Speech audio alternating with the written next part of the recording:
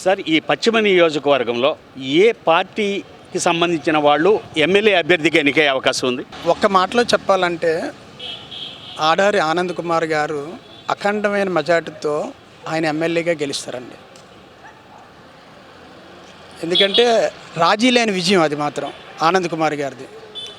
ఇకపోతే పార్టీ గురించి చెప్పాలి అంటే వైఎస్ఆర్సిపి పార్టీ మానవ సేవే మాధవ సేవ అన్నారు. అలాంటి రోజుల్ని జగన్మోహన్ రెడ్డి గారు ప్రజలకు ఒకసారి చూపించారు. కరోనా లాంటి టైంలోని వాలంటరీ వ్యవస్థతోని ఆయన ప్రతిదీ కూడా పబ్లిక్కి ఎన్నో రకాల సర్వీస్ని అందించారు.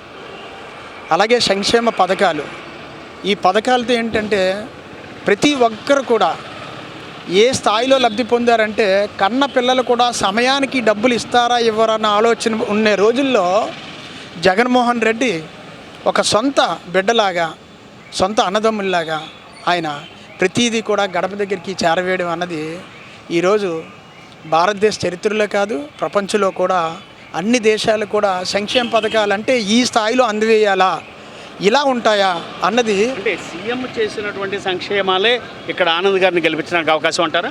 తప్పకుండా అండి. ఎందుకంటే ఒక పార్టీ పెట్టి ఆయన సీఎం అయ్యారు. ఆయన ఏదైతే మేనిఫెస్టోలో ఆ రోజు ఎన్ని పథకాలు అయితే నేను ఇస్తానో ఆ పథకాలు ఇచ్చిన తర్వాత అవి నెరవేరాయని మీరు అనుకుంటేనే నాకు ఓటేయండి అని చెప్పి ఎంతో ధైర్యం ఉంటే కానీ ఏ సీఎం చెప్పరండి. అలాంటి సీఎం ఆయన నియోజకవర్గానికి పశ్చిమలోని ఆడారి ఆనంద్ కుమార్ గారిని తీసుకుని వచ్చారు. ఆనంద్ బాబు గారి గురించి ఒక మాట చెప్పాలండి. వారి తండ్రి గారు ఎలాంటి సర్వీస్ చేసేవారో అంతకు మించి ఆయన వచ్చిన 18-19 నెలల్లోనే గడిచిన 5 ఏళ్ళలో వైఎస్ఆర్సిపి ఎంత స్థాయిలో చేసిందో అదే స్థాయిలో జగన్మోహన్ రెడ్డిని ఏ స్థాయిలో గుర్తుపెట్టుకుంటున్నారో ఈరోజు ఆనంద్ బాబు గారిని కూడా అదే స్థాయిలో పశ్చిమ నియోజకవర్గం ప్రజలందరూ గుర్తుపెట్టుకుంటున్నారు. ఆయనకి ఎందుకంటే సొంత నిధులతోనే ఆయన పెన్షన్లు ఏర్పాటు చేశారు, సొంత నిధులతోనే సంక్షేమ పథకాలు ఏర్పాటు చేశారు. నియోజకవర్గంలో చాలా వరకు రోడ్లు కూడా ఈయన రాకతోనే బాగున్నాయి.